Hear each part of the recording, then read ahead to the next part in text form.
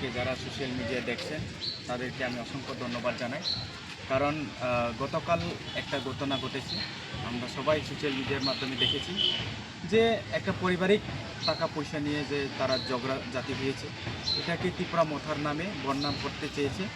এবং আমরা দেখেছি এক্স এমএলএ শঙ্কর রায়, উনি বলেছেন দেবজিৎ ত্রিপুরার নেতৃত্বে নাকি এরকম ঘটনা হয়েছে।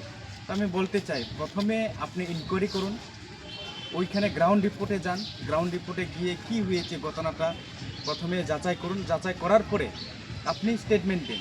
বিনা কোনো কারণে ওখানে না গিয়ে যদি উল্টাফুল্টা যদি করে মানুষদেরকে যদি বিভ্রান্ত করে, তাহলে এটা ভবিষ্যতে খারাপ হবে বলে আমি মনে করি।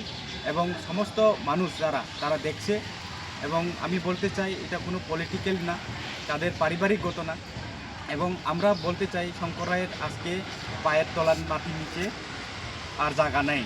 এই কারণে আজকে এই ঘটনাগুলি তার সাজানো ঘটনাগুলিকে উনি তুলে ধরে নেক্সট টিকিট পাবো কি না এটা নিশ্চিত করার জন্য মনে হয় এই কাজগুলি করছে।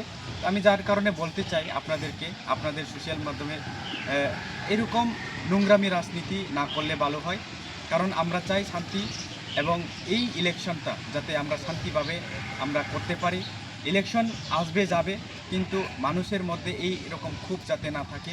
আমরা চাই সমস্ত আমরা ত্রিপুরাবাসীদেরকে আমি জানাতে চাই এইরকম যাতে না হয়, কোনো কারণে কোনো অঘটন না ঘটে। তাই আমি এটাই বলতে চাই আপনাদের মাধ্যমে যে বিভিন্ন ধরনের আমরা দেখেছি বিজেপির ক্যান্ডিডেট অভিজিৎ ত্রিপুরাও এমন কথাগুলি বলছে। প্রথমে আমি বলতে চাই ওনাকেও এরকম ঘটনা যাতে না হোক, এবং যেটা রিয়েলিটি এই ঘটনাগুলি বলুক, তাহলে আমরাও মেনে নেব।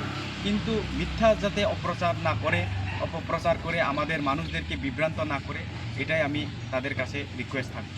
ধন্যবাদ।